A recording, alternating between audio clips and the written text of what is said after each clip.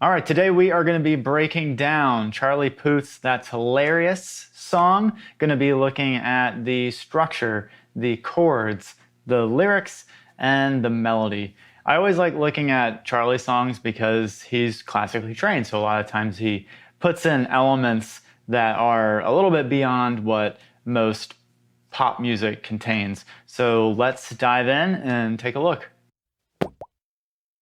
All right, so I transcribed the song into my DAW here. So I have the chords on this track here, I have the vocal melody on this track, and then I have the ha ha ha ha on this track. Gotta have that. So let's look at the structure first. So the structure is pretty standard of a lot of pop songs. It's a very short song. It's only like 2 minutes and 30 seconds, maybe even a little bit shorter.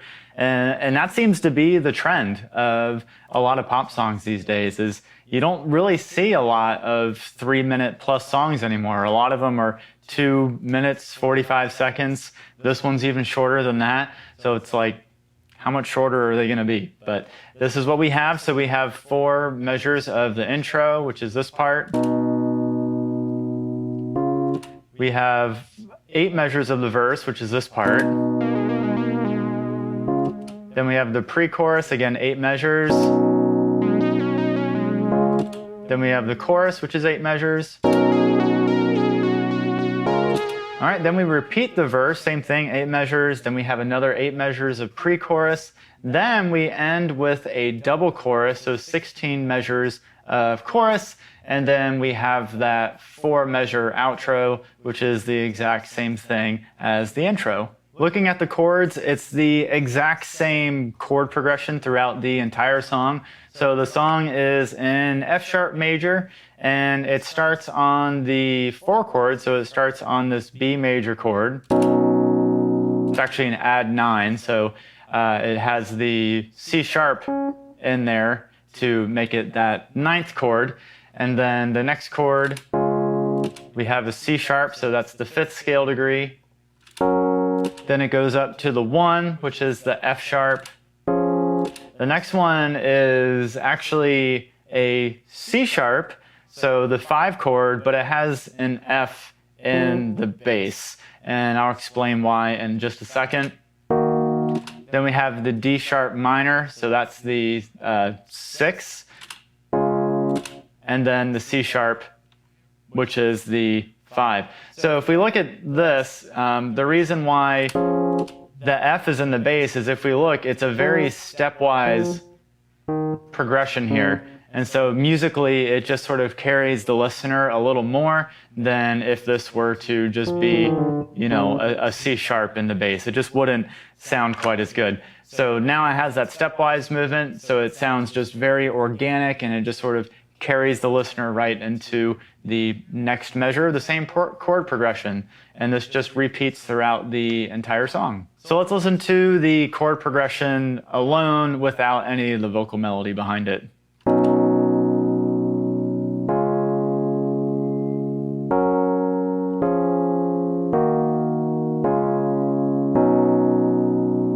Now, if you notice, the chords are played differently in different parts of the song. So in the pre-chorus, they're the stacked chords like I talked about, the more full-sounding chords. But in the verse, they're stripped apart. So basically, what the verse is, so if we look at the verse, this is the verse here, and I'm actually going to scroll over so we can see the difference between them. So this is the pre-chorus, so this has these are the more fully fledged chords. These are the same chords, but literally it's just all the middle notes are wiped out of it. And then that's what you get with this. So this is what the stripped chord progression sounds like.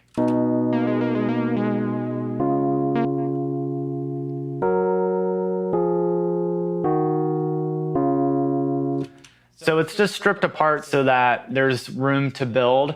And so that's actually a method I haven't done a lot with my songwriting, is actually using very stripped down chords and then building them back up in the pre-chorus and chorus. Okay, as far as the vocal melody, if we kind of just globally look at the sort of relative range of where the notes lie in. So this sort of section is the verse. So all the notes are a little bit lower in the range, but as he goes into the pre-chorus, it still hangs out in a lower note range, but notice it is a little bit higher than the verse. So again, kind of building up. And then there's this section here where it starts to build up quite a bit.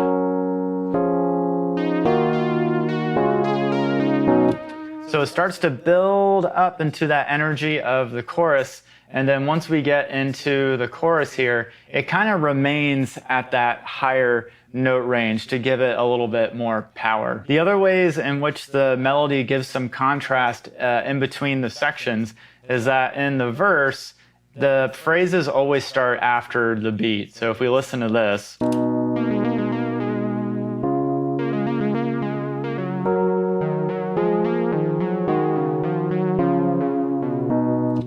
so the phrase always starts one beat after the actual measure starts. And so the pre-chorus is pretty much the same way for the most part. So it starts after the beat.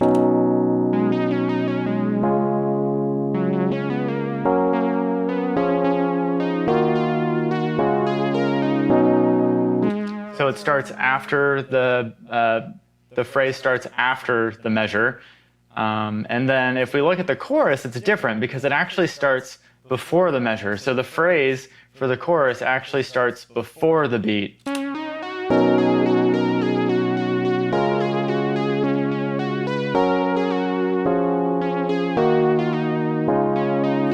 So these three notes are the start of the phrase, but they actually start before the beat. And so that's really the main way that Charlie creates some contrast in between the different song sections, is that the verse and the pre-chorus, the phrasing starts after the beat, and then the chorus actually starts before the beat. And then that gives just some variation with how the song sounds. Another way in which the vocal melody is different from section to section is based off of the actual rhythm of the vocal melody.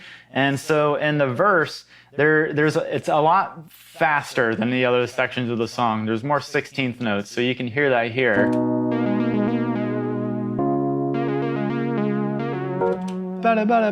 So there's more of those 16th notes. Now it alternates between those 16th notes and the 8th notes there, but the verse is the only section where there's those repeated 16th notes throughout. Now in the pre-chorus, it's actually quite an interesting rhythm because it's these sort of triplet notes.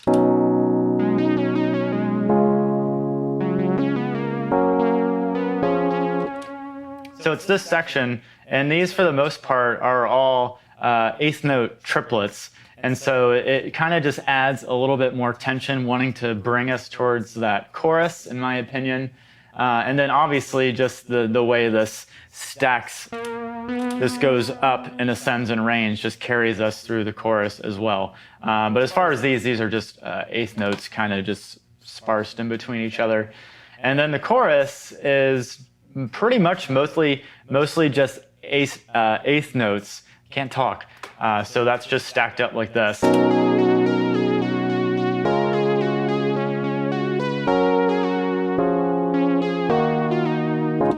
And so a lot of times, and this isn't even with Charlie's song, but I find that with a lot of pop songs, the chorus has a much more on the beat rhythm as far as the vocal melody goes versus the other sections. Because, for example, in this song with the pre-chorus, when you have triplets, a lot of those notes are going to be on the offbeat or kind of around the beat, versus this where you have just straight 8th notes throughout. Everything's pretty much just like right on the beat, and that just gives it a more cohesive rhythm in the chorus. And then one other vocal melody thing to keep in mind is Charlie uses repetition in his vocal melodies to make it more listenable and to try to get it stuck in your head more. So for example, if we look at this section here and this section here, they're identical. That's the verse, that's this part. So those are identical. Then we have the second phrase here, which is pretty much identical except for the last two notes. So the first section is this, and then the next one is this. So literally just flipping two notes, and that's it. Other than that, they're pretty much carbon copies of each other. And then as far as the pre-chorus goes, again, this first part here, matches exactly with this part. And then this rising rhythm is a little bit different. So we have the rising rhythm here, and then this one rises but not quite as much. And that's to give room for the chorus, which ends up in that higher note range. And then if we look at the chorus, it pretty much matches up for the most part. So this section is exactly the same. And then this section is exactly the same. And it's just the end part that's different. So the last part's a little bit different. So here's the first part of the chorus.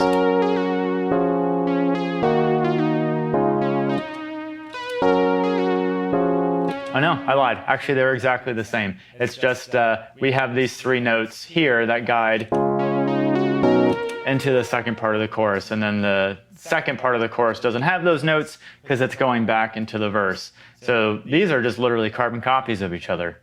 And so because it has so much repetition, it's just easier for it to get stuck in your head and easier to sing along to. Okay, and then as for the lyrics, again, I like to break up I like to first establish what's the overall theme of the song, and then look at each section of the song and then pick out sort of a one-sentence theme that encapsulates what that message is. So for the entire song, the whole message of the song is basically, you didn't care for me in our relationship, but now that it's over, you want me back. And so if we look at all of these sections of the song, it all sort of points toward that main song theme. So verse 1 is the whole theme of it, and this is just sort of my interpretation of it, is you want me now that we're broken up. So, look how the tables have turned, you're realizing how bad you messed it up, and you're calling me like you always do when you want someone. So she wants Charlie now that things are all broken up. And then the pre-chorus, the whole theme of it is, being with you is a waste of time. So this thing here, you took away a year of my fucking life, and I can't get that back. And even though you're crying, I hope it's for me and not for you. So that's pretty much that. And then the chorus, the whole theme of it is, you only love me now that you can't have me, now that we're all broken up. And then this, when you read the lyrics here, it pretty much spells that out. You didn't love me when you had me, but now you want me badly now that we're broken apart. And it's basically just his reaction, like, are you serious? Like, that's ridiculous that that's the case. And then verse 2 is, the whole theme of that is, you try to blame me for your own faults. So she's trying to blame him for the fact that they broke up, but really it was her fault to begin with, and the way that she wasn't really emotionally involved in the relationship when they were together. And so that's pretty much how that goes. And so yeah, I always think it's kind of neat to sort of pick out the message of these. And then as far as the rhyme scheme goes, there's a couple rhymes here. So look at how the tables have turned, and then going down here to girl, you're only making it worse, and then how bad you messed it up, and then when you want someone. So only a couple of the lines rhyme, like the first lines don't rhyme, and a lot of times that's the case in the verses. You don't have to make everything rhyme, but if you can, and if you notice, these are just approximate rhymes, turned and worse. They just have the in there. You don't always have to have a absolute. And these two, up and someone, again, it's the sort of sound that gets it to rhyme. The pre-chorus actually has 3 rhymes in it.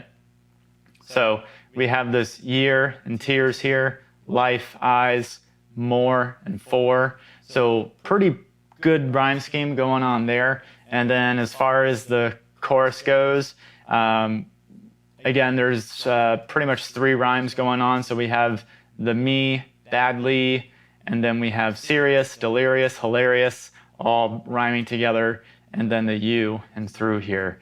Verse 2 pretty much has the same rhyme scheme. There's maybe a little bit of a, very much of a approximate rhyme in the first line where there wasn't any rhyme at all in the first one. And then other than that, we have the reverse, learned, done, won, sort of rhyme scheme. So I kind of highlighted the words there just so you kind of can get a sense for the pattern there. And then the lyrics just sort of repeat throughout the song. And how could I forget the most important part, the ha-ha-has, ha-ha-ha-ha. So that was such a bad interpretation. Or anyway, so with that, so if we listen to that. So basically, if you look at this, it's just highlighting a F sharp major chord. So we have the A sharp, which is the third scale degree, the C sharp, the fifth scale degree, and the F sharp, the first scale degree, back to the C sharp, the third scale degree. So it's just highlighting the root chord of the song, which makes it sound like it flows. And then just to add a little bit of variety, it does add that second scale degree, the G sharp there.